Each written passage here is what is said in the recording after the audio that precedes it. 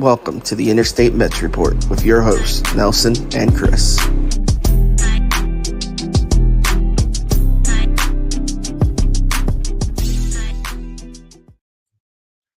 What is up, everyone? What is up, Mets Nation? It's your boy CP, joined here by none other than Nelson, Amish Country Mets fan, back with another episode of the Interstate Mets Report.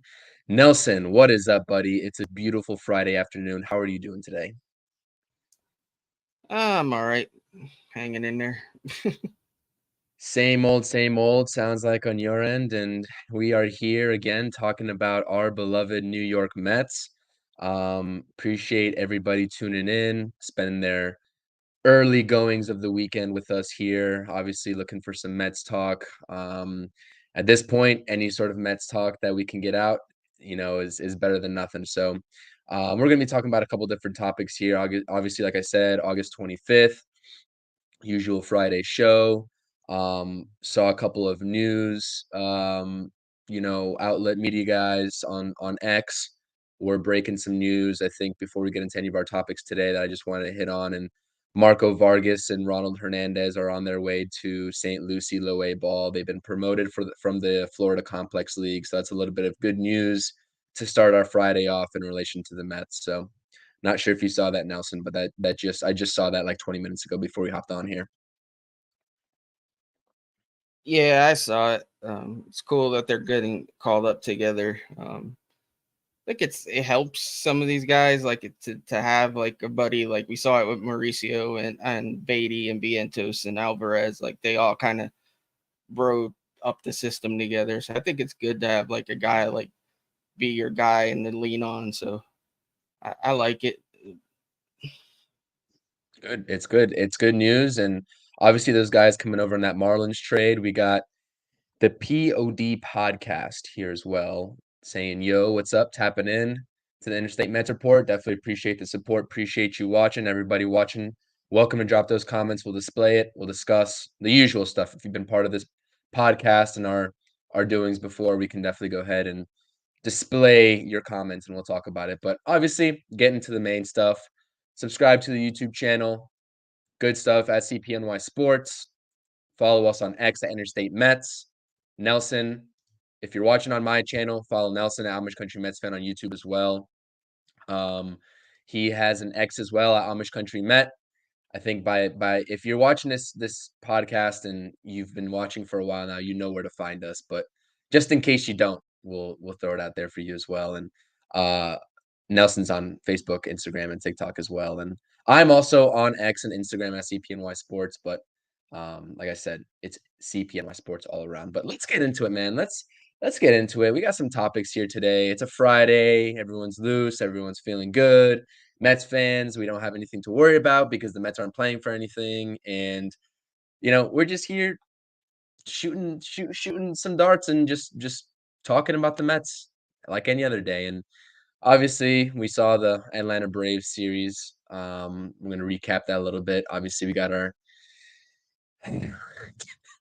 probably the worst mascot in the league on the screen here, but we'll get into that. Nelson, start off with you, man. What did you think of this Braves series? And did you see anything that besides the whole Pete Alonso getting hit by a pitch, whatnot? If we want to talk about that, we definitely can. That's something that I dropped an episode on as well on my channel. But just give me your raw thoughts and opinions on the Brave series in relation to where we were at and what we were talking about, how we were talking about it on Tuesday versus what we now know, another lost series, just as we predicted against the Atlanta Braves. So let me hear your thoughts on that. Yeah, I mean, what can we say? I know us two in particular knew that this would happen. I was even probably thinking we were going to get swept. I was kind of shocked. We beat them up a little bit that first game. But for the fans that fell for it, like we tried to tell you, like I'm not trying to be an a-hole or anything, but it's like, how many times are you going to fall for this little trick that the Mets pull? Like the team is what it is. It's a 7, 8, 9 game back team. They're never going to get any really higher than that. They're just not good enough. They don't have the talent. I like that they showed a little effort, but it is what it is. The Pete Alonso thing, I mean, the team's soft. And I know everybody's like, oh, well, somebody needs to step. Well, he can step up for himself. He's a grown man. If he really wants to charge a mound, he can go do it. He's obviously doesn't want to, doesn't feel the need to. So if he's not tired of getting hit, then that's on him too. So I'm not looking for anybody to step up for him because what the hell for? Like, they obviously don't feel the need. They don't think it's important. They do they genuinely feel like they're not getting hit on purpose? I don't know. It seems pretty, when it comes to him, it seems like it is on purpose, especially when the Braves do it. And then their a-hole 10 fans cheer for it, which is kind of disgusting, but whatever. So yeah, the series was what it was. The Mets were horrible against Atlanta this year. It wasn't a shock. The whole season's just been the same. It's like we're playing the same thing on a loop. Except the only difference was we finally beat up on some bad teams before we played the Braves this year, which this year we haven't really been beating up on anybody. So, no, the series was what it was. We can't pitch. The hitting was okay. It disappeared that last game. I don't know. I don't know what much more we can say about this team. They're just to play ugly baseball for the most part. Nice to see a couple guys, I mean, DJ Stewart and those guys like get some homers and whatnot, but Lindor staying hot. I mean, the bats it's good to see. I'm looking for individual performances, so it's good to see some of them do their thing. And then Blooper, I'll go ahead and I mean, he's the worst. He might be the worst mascot of all time, and I'm talking any sport. Like, this is a joke. He's a Philly fanatic ripoff. Is what he looks like. Busting Gary's chops. Like, I mean, this guy's. I don't know who created this concept for a mascot. It doesn't make any sense. I don't know. I wish somebody would like run him over. I kind of wish I don't like Noah Syndergaard much, but I kind of wish we had him just so he could torment this guy because he hates mascots and he's to like get into it with mascots a bit. So he's pretty vocal on Twitter too. I feel like this Blooper guy. So yeah, whoever's running that account, I kind of wish, and it's not the Mets way. I kind of wish like Mr. Met would like get into it on his Twitter and like. Yeah, that'd be fun. That'd be fun. I saw that. Yeah, I saw the when Blooper had the Gary Cohen's opinion bin, and it was the trash bin that he had on there. I saw that. I'm not sure what it was in relation to, but I did Gary see that. Said something about Gary said pretty much what I said, that he's a crappy mascot and he's a Philly fanatic. He was like, "Where's the Philly fanatic when you need him?" or something like that. And so they must have, the social media team must have picked up on that, and they obviously gave it to Blooper and he ran with it. But I don't know. It's a joke. The whole season's a joke. The Mets are a joke. I mean, to get it put, I like I said, we weren't in the mindset of the Mets like winning the series or being anything close of that third wild card spot like people were clamoring for, and they said, "Oh, it starts with the Braves, beat the Braves," and we obviously won 10-4 in that first game. It was a miracle. I'm not sure how that happened, but we saw here a couple comments here. I think got a Braves fan in the chat. You only won the first game because the guy pitching was his third career game, pretty much a bullpen game for us. Next two games barely hit. I mean, yeah, it was the opener, the starter for the Braves struggled in the first game. Obviously, Lindor, McNeil had great series, two great series there. Or two guys that had a great series, I should say. DJ Stewart, another phenomenal series. DJ Stewart had a base knock in every single game. I think he hit a home run in that first game as well. So, like I said, I'm watching individual performances and like the guys that you really want to perform, like Lindor, you want to see McNeil turning it around. DJ Stewart, who's a nice surprise so far for the Mets, or thus far, I should say. He's got his average up to 261. It's good to see on an individual front, but as far as the whole team goes, yes, it's definitely disappointing. And I was just mad too because I really thought that we could have took that second game. Obviously, Raisel Iglesias comes in for the Braves in the 9th inning. I think the Mets have runners on second and first, nobody out. And then Alvarez hits into that tough double play to Austin Riley. He smoked the ball, but it was Riley made a nice He's been play. slumping. He's been He's hitting. I was slumping gonna say. so bad, though. I was gonna say he's hitting 216 right now. Yeah, it's not been good. And if you look at his overall stats over the year, it's been up and down. Like one month he's hot, another month he's like nowhere to be found. Hopefully that's not a trend for his career, because that would be. I mean, Mets fans are bad enough on guys that are inconsistent. If they're not going to put up with him doing that kind of stuff. Still, 21 homers over what we got out of McCann last year. And excellent defense. He might be a little fatigued. Who knows? But I just hope the Mets fans don't start riling on him, because we know how fickle this fan base can be, and they have no patience for anything. So we'll see what happens there. But yeah, that was a tough luck double play, and then that was it. Once he hit into that double play, we were done. Yeah, we were pretty much toast at that point.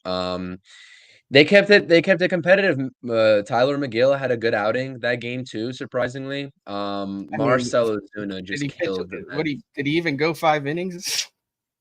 I'm not sure what his exact stat line was, but I know that he kept it close, which is all that we hope for out of Tyler McGill at this point. So, our guy Quintana, who's impressed us, gave up 5 earned runs. Not great there in that last game. Obviously, the Mets had 3 total hits in that third game, and DJ Stewart had, I think, 2 of them. So that's how the third game went. Charlie Morton was carving the Mets lineup up. That old man had 11 strikeouts. I'm like, really? He struck out the side in the first inning. I'm just like, it's gonna be one of those games. He does that to us on occasion. Like, it's crazy. We struggle against the Braves just in general, but yeah, it was like I said, just in general, the theme here, obviously individual performances is what they were. I just shouted out some of the guys who are doing well. The whole Pete Alonso hit by pitch situation, like I said, like I know that we have a differing opinion on it, and I have said for this whole entire season on my podcasts, on our live streams, our post-game shows, all that stuff. I'm like, I don't think the majority of times when the Mets get hit, it's usually harmless. It's unintentional, and I know that. But this last hit by pitch against Alonso, that felt a little personal to me. That seemed like it was pretty intentional, especially with the situation with it being Bryce Elder. And the whole the comment situation, throw it again, that Pete made earlier this season. All I'm saying is that less than 2 outs with a guy on second base, arguably your most dangerous hitter that you don't want to be facing that can put the ball over the fence, right? You're up 2-0 if you're the Braves. Instead of walking the guy, you're like, you know what? Maybe it's plausible we just plunk him. The way that Bryce Elder missed on that pitch, how badly he missed, I don't know. It seemed like his intention. No, I won't. He definitely. I won't say definitely, because I don't know. None of us know 100%. But more than likely, he hit him on purpose. My point is, though, if Pete's mad about it, he needs to do something about it. Like, you can charge the mound, bro. Nobody's stopping you. Like, nobody's gonna stop him. The catcher's not gonna hold him back. If you want to knock the mother effer out, you can do it. It's just he's soft. Let's face it, Pete's soft. Pete's soft. The team's soft. Is that not an extension of Buck Showalter, though? Yeah, it's sure, but still, like, if you're that mad, it doesn't matter what your manager thinks. You're gonna go out and do something about it. He wasn't mad enough to do anything about it. So if he's not, he's gonna keep getting plunked. Is what it is. Like, bro, you're a grown man. Step it up. If it were a rookie or something, I could see them not wanting to start. He's a vet. He can do what he wants. And it's not like he's hurting the team by so what? You get suspended for a game or 2. We suck anyway. If you want to man up, man up. You don't. So, oh well. Yeah, no, I feel on that front. My point is that just like the whole Buck Showalter thing, but I explained it on my podcast. I gave my take on it. If you guys at home are not, or didn't tune into that, I have that up and I gave my thoughts on that. But I'm not going to hijack this conversation with that. It was ugly last 2 games. a series which really the Mets could have won, to be honest with you. If they really like had it in them and had some fight to them, they could have won that and pulled it out. That second game in the late goings there, but Raisel Iglesias got the job done. And let's shout out some comments here. We got Tom in the house. What up, Tom? Says you got to believe. My I guy like that. Tom from Yeah, the appreciate you UK. tuning in, Tom. JoJo says blooper for press 2024. We got I Sports know in the JoJo house. likes to troll, but I think even he has to admit that mascot's a joke. Yeah, I completely agree with that too. I mean, it's crazy. The whole Twitter stuff, like whatever happens on the field and the antics there is one thing, but the whole Twitter thing is just crazy to me. Worst mascot and dare to wear the worst Bane costume ever. I didn't see that one, but shout out Jay. I haven't heard from Jay in a while. Hope you're all doing you're doing good, Jay. Appreciate you tuning in. Got M Easy in the house. ATL fans cheering when Pete got hit by a pitch is why you hate their fans. Yeah, I mean, I don't expect anything less. I really don't, to be honest with you. And all my teams across the board, like especially football and the Mets, obviously with being rivals with Philly for so long, it's like I'm used to what other these division rival fans say, do. So it doesn't really faze me. But it's just like they did that too when he exited the game when he got a hit by pitch on his hand and he had to go get X-rayed and left the game early and they started cheering too. So I mean, it is what it is. They're gonna do what they're gonna do, and I mean, at this point, their team is great. And there's nothing you can say about that. But it's just like on a personal level, it's like be a little bit better. You know what I mean? Have some class, but I don't expect that over there. Jay says season's over anyway. Let Alvarez start rest of the year. He'll figure it out. I agree. I mean, Alvarez had a scorching hot start. Obviously, you know, he's got 21 home runs on the season. We haven't seen him homer in a while. I think it's growing pains for Alvarez as well. Yeah, I I think mean, Buck said he was trying to get him some more rest because he thinks he's a little fatigued. So yeah, who knows? We might see more Narvaez or whatever. I really don't even care at this point. I'm not gonna lie. yeah. It like Jay said it. Season's over. Let's watch these guys on an individual basis and go from there and try to, I guess, stall our way out until the first week of October when we can start finally shifting our focus to the off season, which is when we will start to be a little bit more excited, right? We got our good friend Jung Hoo Lee in the house. Hey Nelson and Chris. I still miss Yamamoto. I'm not gonna lie. Yamamoto, yeah. Will Francisco Alvarez bounce back from his slump? I think he'll bounce back. I mean, I don't know. Hopefully he catches fire in September and has a nice September to go into 2024 with confidence. That's all you can really ask for. So we'll see. That's what I'm hoping out of September baseball for the Mets. I'm hoping these guys at least gain confidence and end the season on a strong note. At least do that. At least at the very minimum. Yep. MEZ says if the manager has to tell a pitcher to hit somebody for retaliation or has to tell a guy to charge the mound, then that's a problem in itself and it shows the core is soft. Valid point. That's a valid point. I agree. I think that if these guys were as tight unit, you know, if these guys were a tight unit, had that camaraderie that they say they have in the post game press conferences and interviews, then Buck Showalter wouldn't need to tell them to do that. I agree. I don't know what sort of how much of a tight ship Buck Showalter's running on the Mets right now. I don't know. It's all speculation. We can sit here and speculate. Shoulda, coulda, woulda, like you just said, Nelson. But it is what it is at this point. I'm over it. It happened. I gave my piece on it. We gave our piece on it, and we'll see moving forward. What the quote unquote retaliation, I guess, situation is going to be if there even is one. So Aaron says, "Is this season over yet?" What up, Aaron? Shout out you. Appreciate you watching. No, we hope we hope that we could just wave the white flag and just not play any more games. But like I said, we have to sit here until the first week of October, and we'll be here doing these shows until that happens and into the off season. So let's get on with it. Let's move on.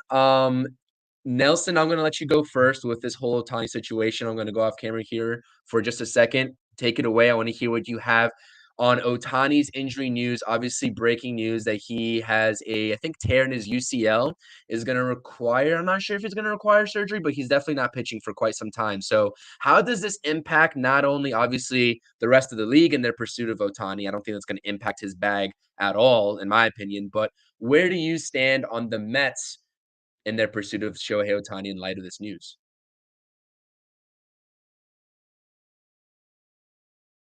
Yeah, I mean, it's interesting. There's a report I saw in the Athletic that said if he wants to pitch again and he wants to pitch again at the level that he has, it would be best if he sat out next season altogether, meaning not batting either. I don't know that he'll choose to do that, but that's an interesting little caveat to, like, are you going to throw him a bag if he's planning on just sitting out a whole season? Does he want to take a shorter term deal? I don't think so, but is it could it plan B? He takes a shorter term deal, gets healthy, and then tries to get this 5, 6, 700 million. Granted, he'd be a little older, so it'd be harder to do that. I don't know. It throws a lot into, if his price does come down, does that put other teams in the mix that wouldn't have been in the mix before? If his price is the same, are teams going to be like, yeah, F that. We're not going after a guy that we're not sure is going to be, he might just be a DH for the rest of his career. Like, maybe he can't pitch anymore.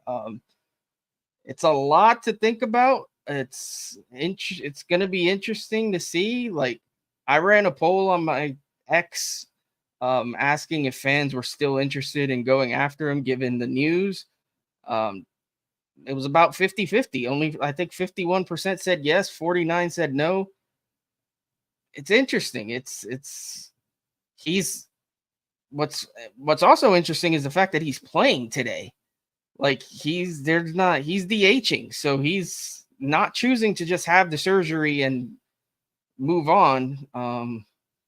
So I don't know. Is he going to wait to the off season to get the surgery? And then again, what are the implications for next year? How long is he out? Because he's not going to be able to hit either for at least a few months. But then again, like I said, that report said it might be better off for him to sit out the whole season if he wants to come back at the level of pitching that he does now. I don't know, man. It's a lot to consider. If you're going to throw him the money he's probably going to command, it's risky at this point, because I mean, I'm not doubting the guy. He's a freak of nature. He's one of the best. I mean, some could argue the best player to ever play the game just based on what he does. It's tough, man. I'm even conflicted at this point into what to do.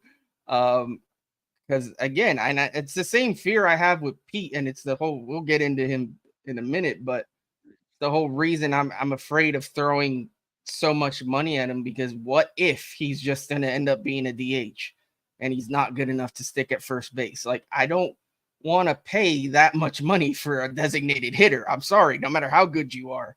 So that scares me with Ohtani. Like, if he can pitch, and hell yeah, I'm in.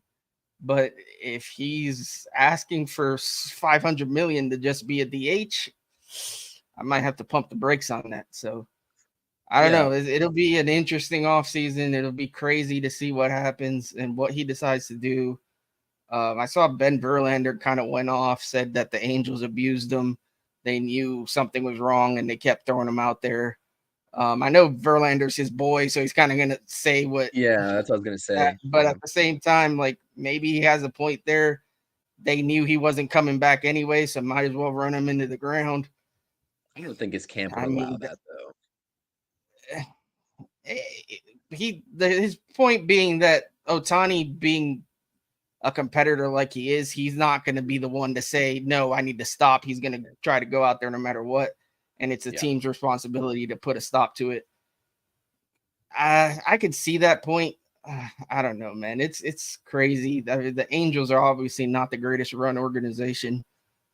it's going to be interesting. And already an offseason that was already going to be crazy is going to be a little crazier with this thing up in the air. And I'm wondering, like, I'm really wondering if he's going to play out the rest of the year, or if he's just waiting for the second, because what he wants is a second opinion, I guess, to see if he actually needs the surgery. So we'll see.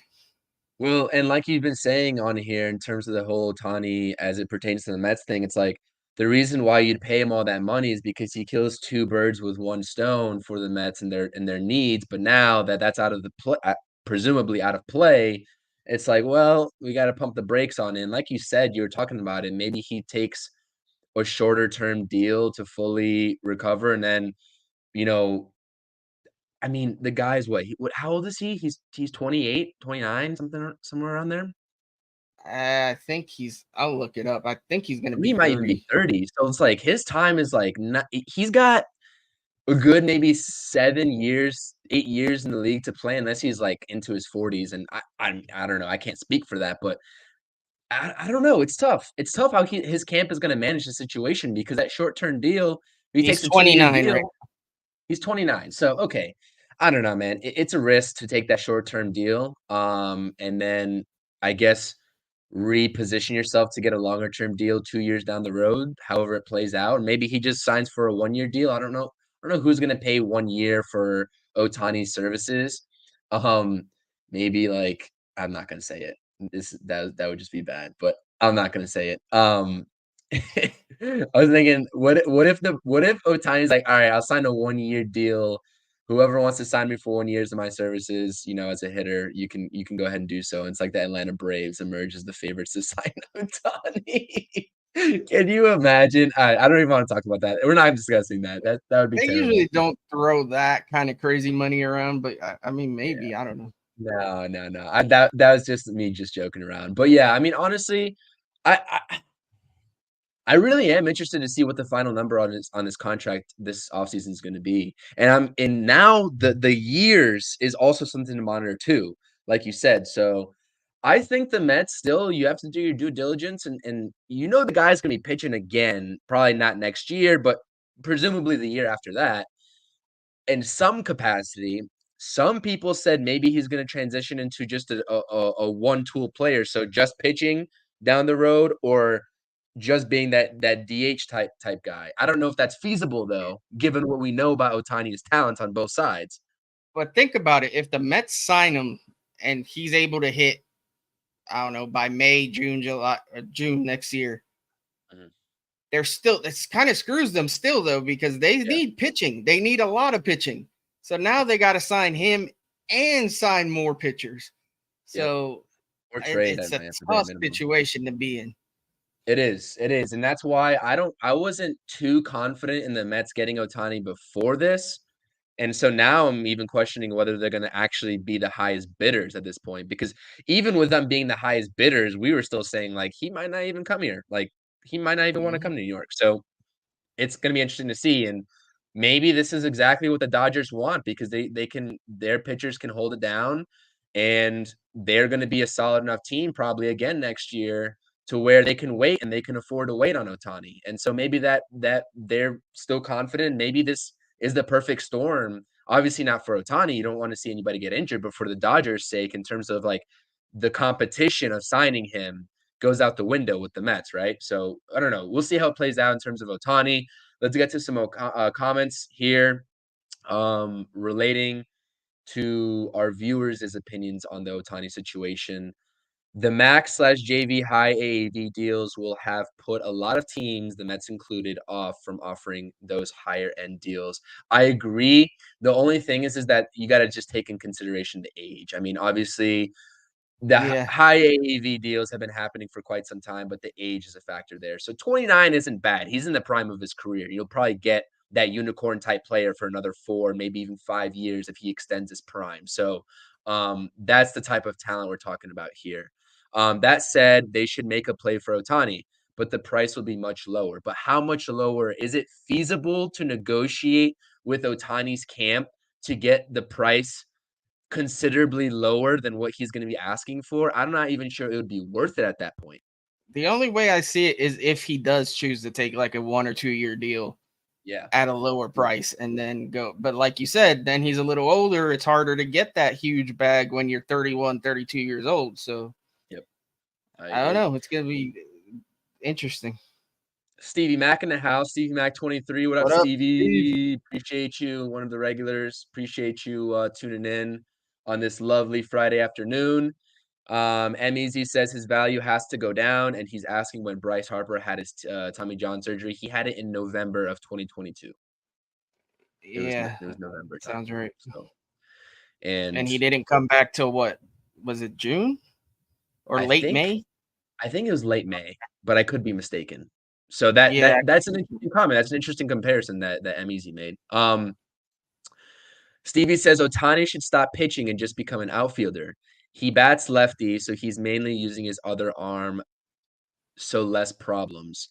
I'm not sure the dynamics, the body dynamics in terms of his right arm versus his lefty swing. I'm not sure if that even matters, but that's a good point, I guess. That's Problem something with I that didn't think though about. is for sure his value goes down then, because if he's just a hitter, yes, he's a very good hitter, but I don't think he commands as much for just being an outfielder. Yeah, I agree. I mean, just that point alone, like that's gonna just cost him a lot of money. I think that's what we're trying to say here. I would focus on Yamamoto. Jay says Ohtani is too much of a risk at this point. Valid point. I think Yamamoto comes over regardless. If Yamamoto is set on coming to New I York, want I them think he both, comes so over. whatever. Exactly. So I think even with Ohtani, Yamamoto would still be in play. So I don't think that Ohtani is going to get in the way of the Yamamoto deal, but I completely agree with you there. It's just about backfilling the rest of the rotation is what we're concerned about. Tom says, and I like this point. Tom brings up a great point. If I'm Shohei Ohtani and teams are worried about my value because I'm not going to be pitching this next year, and they're trying to shave, they're like, we'll still give you 10 years, we'll still give you 12 years, whatever the case may be, but we got to shave some off AAV to make the contract a little bit more appealing for our end in terms of the risk. If I'm Ohtani and I'm hearing that, I'm taking Scherzer's contract. I'm taking that 2-year deal. For you can even say he's probably going to make more. He's probably going to make 2 years, probably 110, maybe just 50, maybe $50 million a year. But he's going to break the AAV mark. We know that. I think that's pretty fair to say. If he takes a short-term deal like that, he has to break the AAV mark in the history of the game. So, and I'm not sure. Like I'm listening to the two. I'm not sure if he's going to take that third year. It'd have to be a player option at that point. Well, yeah, that's what I'm thinking. Maybe a player option there, and he can choose to opt out if he wants to. Yeah, and I think that's what Scherzer had too. But I just wanted to make that distinction in terms of the contract. So that's a good point, Tom. I definitely like. I can appreciate that thought process because honestly, I think that's feasible. If Ohtani starts to hear those murmurs that these teams and his reps are not, they're not wanting to invest, as much money as they really thought. People are saying 500, 600 million for Ohtani, depending on the years. And we're like, well, hold on, slow your roll. I mean, maybe that's very feasible. He can sign a 2-year contract. He'll still be 31. Teams will still be in on him, albeit the next contract he gets will probably be more along the lines of like 7, 8 years as opposed to 10 to 12. It's all a merry-go-round of stuff that we're going to be hearing this offseason. Trust me, it's going to be on your screen more often than not this offseason. So this is just the beginning of it. So yeah. Yeah, also a 3-year deal puts him at 32 for his next contract. Yeah, like I said, that's going to be a 7-year deal at that point that he's probably presumably going to sign, maybe even 8 if teams really just want to get him in the door. So maybe he'll have money till he's 40 years old. But I agree. I think that process, that thought process is solid. So that's enough Ohtani. Like I said, you're going to hear plenty of Ohtani news this offseason, so we're not going to drain your ears of that talk right now. Let's get into a guy that is currently on our team and a guy whose situation seems more in limbo as every day passes by and as every report comes out, and that is Pete Alonso. And this whole recent Brewers connection rumor that was out there saying that the Brewers made a really strong push.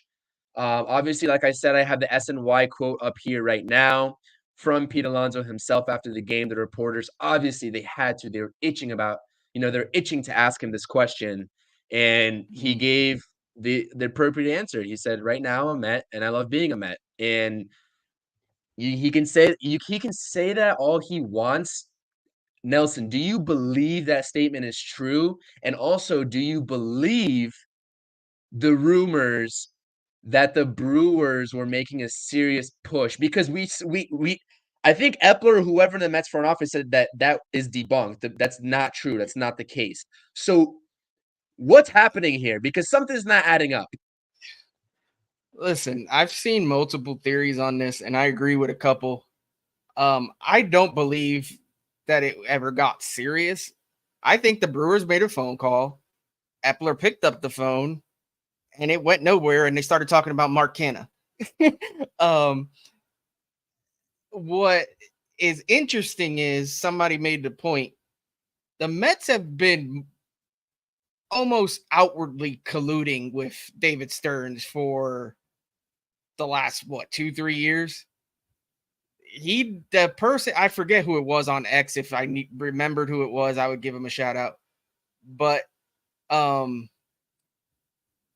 there's some repercussions for that, and I'm sure somebody in the Brewers front office was dying to throw that report out there, maybe just to F with the Mets a little bit and stick it to them because of this Stearns situation.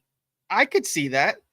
As far as why the Mets are even entertaining this, listen, they had to have been having conversations with Pete. I wish I was a fly on the wall and knew what they were.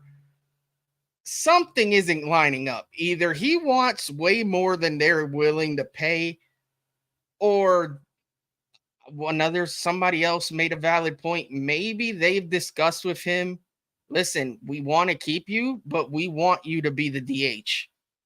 He said in the past, I don't want a DH. I want to play first base. Maybe that's a sticking point. Maybe he's putting his foot down, and maybe the Mets are like, well, I don't know if we want you to be our first baseman. Maybe we want to try to get better defensively. I don't know. We don't know. I'm speculating, obviously. That's all we can do. But when you're looking for reasons for why the Mets would be so willing to give him up, or at least be willing to be open to the conversation, it's got to be something along those lines. There's got to be a sticking point somewhere. Because if they were like just a few $1 million off, you can meet in the middle. Like that ain't the problem. Something else is a sticking point. Whether it be he wants too many years, whether it be he wants way more than, maybe does he want more than a Freddie Freeman? You don't know. Like it's tough. And if he does want more than Freddie Freeman, I'm sorry, but me personally, I have trouble giving him that. I do. I can't. I love Pete. I'd love to keep him. I know I'd have no desire to get rid of Pete. When I've said in the past about trading Pete, it was only because if there's a situation where he's not going to stay here, I think it makes more sense to trade him than to keep him and let him walk for nothing. I've seen us get burned that way in the past, and I don't want to see that happen again. So I don't know. That's where I'm at with it. I think there is some smoke, but I don't think it was anything where it was like super close. Like I said, it was probably like so what do you think about trading Pete? And we probably gave some ridiculous asking price, and they were like, well, how about Canha? So that's where I think that went. I think there's something to be said about the Brewers leaking this news intentionally now as well, and making it a bigger story than what it was with the whole David Stern situation. Also, I think I forgot who it was. I forgot if it was a beat reporter that tweeted this. Oh, it was I think Talking Mets with Rob put it in our chat. It was, I think, Mark Healy, someone like that. It was the Brewers owner was one of like 2 or 3 owners to veto Steve Cohen's buying of the New York Mets. So Yeah, he's had a problem with Cohen from the jump. yeah, And the so Stern that's stint also doesn't help. probably something. Yeah, that's also to note too. So, like I said, we've talked about the Pete Alonso situation. I don't want to see him go. I I wouldn't. I don't think he's better than Freddie Freeman at all. Like bar none. Like anybody who like knows what they're talking about knows that Pete Alonso is not better than Freddie Freeman. That's given. But it seems like with just sports contracts in general, the market always resets itself, and you always see like some guy that's not as good as the highest paid player at that certain position. It's going to reset itself at some point. So it's like, who's going to be the one to do it? Because, like you said, it could be Pete Alonso. It could be what he's asking for to reset the market. It could be Vlad Guerrero Jr., when the time comes for them to resign. Like, we don't know, and we're just speculating here. But that's the only point I wanted to bring up is that the market eventually does reset itself. So it is something to say, like, yes, talent-wise, Pete Alonso is not better, but it's also, I would understand why he would get paid more whether it's from the Mets or somebody else. I would understand why he would get paid more than Freddie Freeman. Yeah, no, that's a But valid point. The market always changes.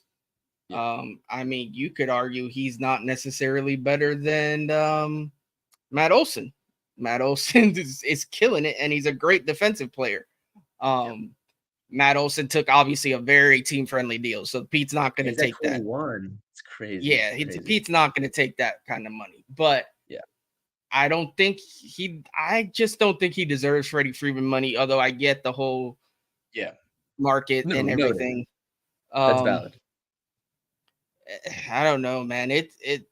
We'll see. This offseason is going to be crazy and very interesting because if they're willing to take those phone calls, if they were willing to do it in July and June, they're certainly going to take them in the offseason as well. And if they 100%. can't push towards a contract and they can't lock something down, he may very well be on his way somewhere else. I like I said, I'm not looking forward to that day if it comes because I love Pete Alonso, man. But at the end of the day, if they can't come to an agreement and Pete is being just as stubborn, then really what the team is, and it's not really something where it's realistic. You got to do what you got to do at that point. I mean, we love the guys, the homegrown guys, but it's you can't do it at that point. And the thing with this though, and we've said it over and over regarding tons of moves that come in the offseason. Yep. We don't know what David Stearns wants. If he's indeed going to be the president of baseball operations, he may come in the door and say, listen, we have to lock up Pete. I believe in him. I want him. Or he may be like, no, I don't think he's worth the money and we do need to trade him. So it's going to come down to what he thinks. Like Cohen and Epler are going to listen to him. That he's not coming here to be the third guy on the totem pole and let them run the show. He's going to want to run the show. So it's going to come down to what he thinks. And none of us know what he thinks. So let's be honest. So I just want it to come already. I want the offseason to get here so we can, if he's indeed coming in and going to be the president, we need to lock him up quick so that we can start game planning. Like, I want this done before. If we can get it done before the World Series, let's do it because we need to be ahead of the game and not like on our heels once everybody else is ready to go too. Yeah, and like you said, a lot of question marks upcoming in this offseason, and one of them is David Stearns even gonna be the president of baseball operations? And we dove into that too. So no, I agree with you. It's better sooner to get him in the door rather than later, get him acclimated, get the guys, and the game plan of what's gonna happen. And I don't know, like we said, we're speculating. This is all strictly speculation. We're not insiders. This is strictly our opinions. But there has to be some sort of collusion that's been happening, regardless. So I'm sure they've had contact in one way or another about what the plans are. But yeah, I mean, it is what it is. But there's something to be said for like keeping Pete Alonso in a state where he feels confident moving forward with the Mets until David Stearns walks into those doors, I would say too. Because we talked about the whole player, post-game press conferences after the trade deadline. Nemo was all of a sudden unhappy, and Max Scherzer was unhappy at that time. And it's like these players also, we know team comes first, team before player, but these players are ultimately the ones that are suiting up and going onto the field. It's like if they're not feeling happy, you're not going to get 100% out of them. So you kind of have to give into some demands that they're making. And obviously, at the end of the day, you don't give into the contract demands, but everything else, the processes that are going on, everything else is like at least keep the guy happy for now, and then contract comes after that. So, some comments here. Jung-Hoo Lee, my inside sources says What? Yoshinobu Yamamoto is going to the Yankees. No. No, please no. Please no. We got Tom saying that he's glad that Pete said this quote because DeGrom didn't, and DeGrom did end up leaving. I agree with you. Yep. I don't DeGrom never take too gave me much. the sense he wanted to stay here. Yeah, I agree. I don't take too much stock into these quotes regardless, but DeGrom was very just like open about, I'm not committing to you at all. Like, I'm not even giving you the benefit of the doubt here. Yeah, I agree. Easy says, I would be worried about trying to make a deal with the Brewers from here on out, especially with the Mets looking to bring in Stearns in the future. They definitely leaked this news. It's definitely plausible. Like I said, it's just Yeah. speculation. We can't say 100%, but it's definitely plausible But that you that did also happen. can't just not make a deal with a team anymore. Like it's not. Exactly. I know you want to be careful, but you can't just say, "Oh, we're no longer making deals with the Brewers." Like, if they got a solid deal on the table, you got to take it. And yeah, I so agree. it's a crappy situation. It sucks that their owner's being a d-bag, but yeah, it is what it is. I guess that's what happens when you have the richest owner in baseball. He's going to draw a crowd that doesn't like him. Stevie Mack says, from what I heard, the Brewers wouldn't deal the first or second ranked prospect for Pete, which is basically a joke to the Mets. If it came down to the Mets were like, hey, you give us one of these guys or maybe both of these guys, and we give you Pete here, right? I don't know if like the Mets front office and everything that they're saying is that the talks never got that serious. So I'm not even sure if they got to this sort of discussion. Maybe it's just preliminary, like, would you be open to deal XYZ? I don't know who their prospects are and what their prospect list looks like, but like, I don't know. I mean, if that's true, then it's crazy. I mean, I said it on my podcast episode, literally that I made about the Pete Alonso hit by pitch situation in Atlanta. I said that I've never been more. Pete Alonso's tenure with the Mets has never been in limbo more than right now. Like, I've never worried about Pete Alonso, even at the trade deadline. I never worried about Pete Alonso going anywhere. Like, I never believed in those reports. I never even bought into them. And now it's like, this could really happen. I mean, I could see a world where Pete Alonso is not with the Mets in 2024. And that would suck to me. But I mean, like you said, we'll see how it shakes out. There's a lot of moving variables here. Epler would not be doing his job if he didn't listen to offers for Pete. Agree with that. exactly. I agree with that. I have a hard time on that note. I have a hard time accepting an offer that doesn't have major league ready talent coming over. Like, I we agree with can't be that. Yeah. trading we can't be trading Pete Alonso for like A-ball prospects, to be honest with you. Like, they have to be somewhat close and to be ready, to being ready, right? Maybe that's what the Mets were looking for when teams were calling, and everybody was like, "Yeah, no, we don't want to do that." Yeah. Who knows? That's how I see it. MEZ says 7 years for 195 or 8 for 216 is as high as I go for Pete. Do the math on that for me, Nelson. What's the AAV on those? Because I said something similar. I think I said 8 for 210. So I think we're in a similar ballpark. I think it's around 27, 26. 27. 27, yeah. So, I mean, if you want to match Freddie Yeah, that's Freeman, I think I would do that. I would match Freddie Freeman, but like you said, there's something to say yeah. for the talent gap between those guys and I not could making live more with than him. matching. I could Yeah, live you with could. matching it. I wouldn't go higher. I would not. Well, because I remember you said in the previous episode when we were talking about Pete Alonso contract, I think you said you were the most comfortable with 24, 25. But you're saying would you be? So you're saying you would be comfortable with matching if that's what it came down to If keep that's what Alonso it in the came door? down to, if I absolutely to keep him, he's not. Then yeah, I'd go there. I'm more comfortable between 24, 26 range, but Sure. really $1 million extra isn't going to make that much of a difference. So Sure, exactly. like. I get, but I don't want to give this guy $30 million. That's definitely my sticking point. Yeah. I don't even want to go 28, 29. Like I don't know, man. Like I said earlier about the Ohtani thing, my fear with him is that if he continues to regress at first base and he's just a designated hitter, granted he would probably be a very good one, maybe one of the best in baseball. I just have trouble giving a DH that much money. I can't get around. I know it shouldn't be, I guess it shouldn't really matter because he would be a full-time DH. It would solve our DH problem. We wouldn't have to worry about platoons and crap. But at the same time, it's like that's a lot of money for a guy that's literally just hitting and nothing else. So that's my concern. But I mean, I'd like to keep him. Like I said before, it's more not only just because yeah, he's a career Met, he's a good Met, he's a goofball, but he's whatever. I just don't want to hear the woe is me Met fan go crazy when he goes somewhere. I barely have the mental capacity. I got into an argument over whether Terry Collins is a better manager than Bobby Valentine today. And I'm like, what am I even talking about here? Like, this isn't even a question, but for some reason, there's certain faction of Mets fans that think Terry Collins is a god.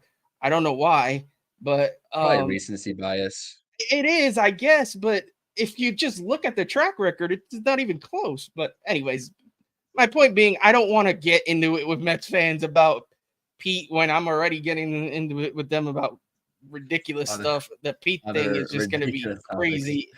I hear you. I just can't. I mean, there's gonna be those people out there in every fan base, but yeah, I know that side of Mets Twitter and I stay away from it too. So, Jungwoo Lee says I love Cohen. I do too. I just can't the Cohen crowd. We do a show with a guy Cohen that crowd. really doesn't like Cohen. Yeah. Yes. They're boy though. They're boy though. Yeah. Let's see here. What we got? Stevie Mac says, if talks spoil with Pete, they need to consider getting a guy to cover first for years. So maybe, I don't know if that's feasible. Maybe. I don't know if that's feasible though.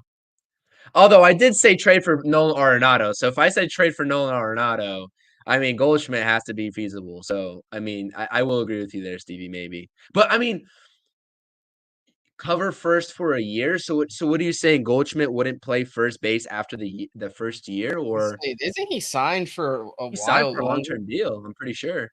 Yeah, So I don't know if I'd go. If you're gonna do that, you might as well just sign Pete. They're gonna be making similar money.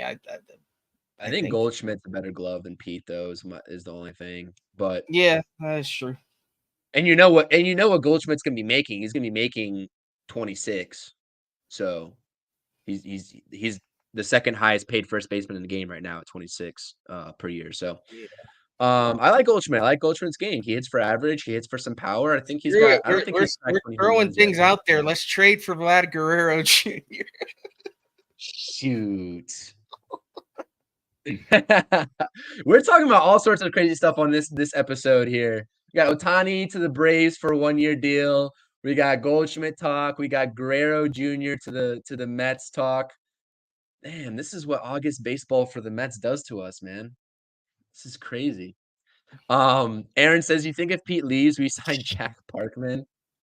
Is that Major League, or which baseball movie is that? I'm pretty sure that's Major League.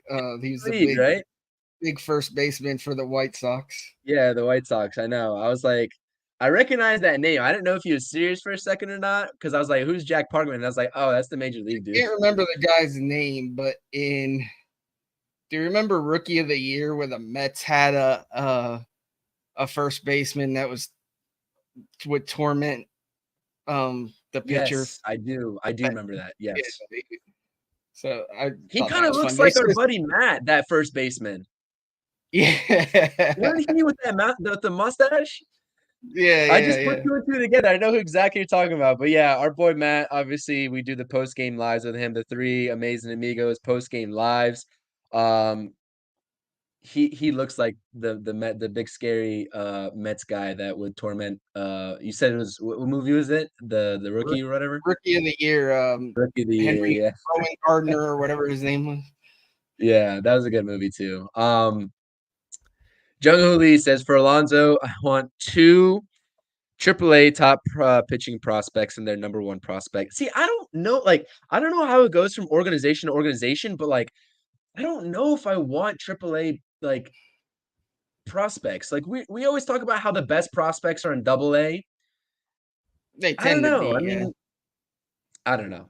I hear what you're saying though, Jung Hoo Lee. I agree with you. They needs to be their top of the line prospects, and they need to be somewhat major league ready, like you said. So if they're in AAA, so be it. But I'm just wary now with the whole Vientos, Beatty situations of the inflated AAA numbers and then lack of production in the major leagues. And I know that's not for everybody, and it's not, doesn't really apply to everybody. But it just scares me in the back of my head now. So Pete needs to be more clutch when getting paid that kind of money. I agree. I think I 100% agree with that. I love Pete as a all-around hitter and what he provides, but when it does come down to needing a clutch hit, we need Pete Alonso to produce, because I don't know. We haven't seen that clutch gene in Pete. We see it sporadically, but he's Seen it, just not this year for sure. Yeah. I agree with you. I think overall what MEZ is trying to say is whatever he's trying to say is, I agree with that notion, especially if he's making that kind of money. But Tom says he'd love to see Vlad as a Met. Wouldn't we all? Wouldn't we all? I mean, that would be a hell of a replacement, right? Ohtani leaves the Angels, then will Trout demand a trade? Man, I don't Trout can't stay healthy. Trout can't demand anything. Not with the money he's being paid, and not with his lack of performance, just due strictly to him not being on the field. So that was just once MLB just legend, could have gone down as the greatest of all time, and his career is just taking a little bit of a dip because he just can't stay on the field. Back problems, man. Back problems are a killer for baseball players. It sucks. Yeah, it sucks to see a career get derailed because of that. Goldie only has 1 year left on his deal, 22 mil. Just saying to cover your butt for now. Clifford and Parada might be moving to first, so they could be the future there. Is that true? Why do I think that Goldschmidt has a bag lined up? Nelson, are you on that for me to fact check that? Yeah, I thought he got a brand new contract. But the general notion of Parada, maybe not, because he's still in high A ball, but Clifford, I mean, they're both in high A ball, but he signed he only has 1 year left. I guess he signed back in 2020. He's 35 going on 36. Oh, that's a problem. Yeah, but I mean, but what Stevie is saying though, if that's actually the case, then that makes sense to me. Although, I mean, yeah, so okay, so that's what Stevie was saying. So because these guys are in high A ball, you sign Goldie, or you acquire Goldie to cover for, if you really want to let Pete Alonso go. That's a lengthy process that the front office would have to make jump through a lot of hula hoops to make that happen. So is it worth it? Is it worth it to even bank on Clifford or Parada being the answer to replacing Pete? That's another question. It's we don't know if those guys are going to match. I'm high on those guys. I'm high on Clifford especially.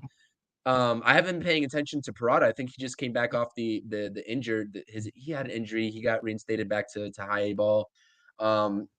But I don't know if I'm confident in letting Pete Alonso walk, finding a little rental in a Goldschmidt deal, and then letting one of these kids take over. Those kids are not matching Pete Alonso's production, and at least not right away. So And not to mention, you're going to have to give up. Yeah, assuming you're trading Pete, but then you're going to have to give up pieces to get for Goldschmidt. Probably not that much, given it's only a 1-year rental, but still, you're still giving up prospects to get a 36-year-old first baseman for a year that's making $22 million on his own right. I mean, I don't know, man. It's there's gonna be so much to speculate on and talk about this offseason. It's gonna be crazy. It'll be interesting if the Mets in fact do just lay back and don't really do anything like they told Mets. Yeah, I don't think that's an option, quite frankly. But I mean, just because of the rotation in question, or maybe they're just like, we're going to tank for 2024. Who knows? This is all speculation. Everything's on the table at this point. I'm going to let you answer this one. I'm going to pose a question before we end this episode here. Jung Hoo Lee asks, if Shohei quits pitching, what's the best spot on the diamond for Ohtani? Pretty sure he's played the outfield. I want to say in Japan at some point. Maybe I'm making that up, but I want to say he's played outfield. So my guess is he'd be like a left fielder, maybe a right fielder. Yeah. Other than that, I mean, I guess first, could you stick him at first base? He's got the kind of body type that could work, maybe. I don't think. I mean, you can't. There's not many other places. He don't look like a third baseman. He's not a center fielder. So it's either corner outfield or first base. I say left or first, but my primary answer is just put him at the DH spot if he's not pitching. Like, no reason to put him in the field. My question is, and I want to ask you this because I just thought of it first and foremost, but if a team, whoever Ohtani ends up with, if a team says, okay, we'll let you pitch, in 2025 and beyond, after he has, recovers from the surgery, the Tommy John surgery, presumably if that's what he needs, do you try to mitigate another injury like this happening down the road and make him a reliever? Would you be open to doing that? See, the problem with that is, though, then as a reliever, he would have to be available every day, every other day. I don't know how feasible that is. And then how does that work? Like we did see it in the WBC. He was like playing in the game and then he went to the bullpen and warm up. Yeah. I guess it's possible. It's just, I don't know if that'll do more harm than good, to be honest. Like, you're asking him to pitch. He's used to pitching every 5 or 6 days, and now you're asking him to pitch. I mean, probably not every day. And that's the other problem. Then you're going to have a reliever. You're going to have like a Seth Lugo situation where he pitches and then you can't pitch him for like 2 or 3 days. It's like, how much does that truly help you? I don't know. But, I mean, it's possible. Honestly, at that point, if he's not starting, you really want him for his bat anyway. You might as well just let him be a hitter. I don't know. So many questions. I know there's so many questions, little answers. We're trying to fill the gaps where we can, but that's it for today, guys. That's all we had. We appreciate everyone popping out. It was a nice little over an hour here on the Interstate Mets Report. Like I said, follow us on X, that weird X app that we now have on our phones at Interstate Mets. Go ahead and toss us a follow. Hit that thumbs up on this video, whether you're watching on my stream or on Nelson's. Hit that thumbs up for us. Subscribe to our channels. Comment your thoughts and opinions. If you didn't get a chance to do so here, make sure you go ahead and do so. Subscribe to Nelson's channel at Amish Country Mets Fan on YouTube. Make sure you go ahead and do that. Check him out on his personal X account at Amish Country Met. Check me out on YouTube. Subscribe at CPNY Sports. I don't know if live streams, if YouTube does that little subscribe button on the bottom right, but it should. So I don't know. Someone can tell me if they're getting that or not. That'd be great. But make sure you go ahead and follow me on X and Instagram as well at CPNY Sports all around. Nelson, final remarks, closing statements. What do you got for us to close us out and head on into this Friday? Not much. Just everybody enjoy your weekend. Thank you all for watching. Lots of comments today. Appreciate love it. all of you. I'm not going to be able to rattle everybody off, but Jay, Stevie, I saw JoJo in there. Who was Jung-Hoo, it? Jungle Tom, Lee, Tom, my boy Tom from the UK watching us. It's like, the I don't know, POD 10, 11 podcast. o'clock. Yeah, that's my guy, Aaron. actually. We used to do a pod Yeah. together, Aaron. So, yeah, shout out M all of Easy. you. M-Easy, shout out M-Easy. Yeah, everybody, appreciate you guys watching. If you are new and didn't comment and are watching, please, like Chris said, subscribe to both of our channels. Be greatly appreciated. Give us a like. It always helps out. And yeah, follow us on X. It's so weird to say X. I want to say Twitter. Twitter just made more sense, but whatever. Eventually we'll get but used yeah, to it, yeah, eventually. Let's go Mets. We'll see what they do this weekend. Tonight but should be a little fun. It's, I guess, Japanese Heritage Night or whatever. And nice. Senga's pitching. Shohei is playing, so that'll be a fun little night at Citi Field with the black jerseys and all that. So. Coming back to Queens, Eduardo Escobar. Yeah, he's not playing though. That's BS. They should have started him the first game back, but I agree. Whatever. Yeah, it'd be if you're gonna watch any game this series, I would probably, unless you got plans tonight and like a normal human being, but if you don't, then I would probably watch tonight of all the games. But yeah, man, it's been fun. Thanks for hosting. And everybody have a great night. Yes, indeed. It has been a great show. And just to piggyback, if you are new here and just tuning in, to what we're doing with these episodes, like, please feel free to comment. Like, we want to engage with people. We want to know what you guys think as Mets fans. We'll bring up all the comments. We'll get our stuff off and we'll get our takes off, but we want to make sure we're engaging with you guys too. And it makes it that much more fun for us to do this. As opposed to, if there was no comments, no viewers and all that, because that's why we do it, to engage with people and, engage with other Mets fans. So that's it from us. That's all we have here. Yeah, I appreciate you all tuning in. Let's go Mets. We'll see what happens tonight. And like I continue to say, let's just weather the storm. That's all we can do. But until then, it's your boy CP here with Nelson on the Interstate Mets Report, August 25th. We are signing out. Let's go Mets, everyone. Let's go Mets. Thank you for watching the Interstate Mets Report. Streaming Tuesdays at 5 p.m. and Fridays at 4 p.m. Eastern Standard Time. Make sure to like, comment, and subscribe to @Amish Country Mets Fan and @CP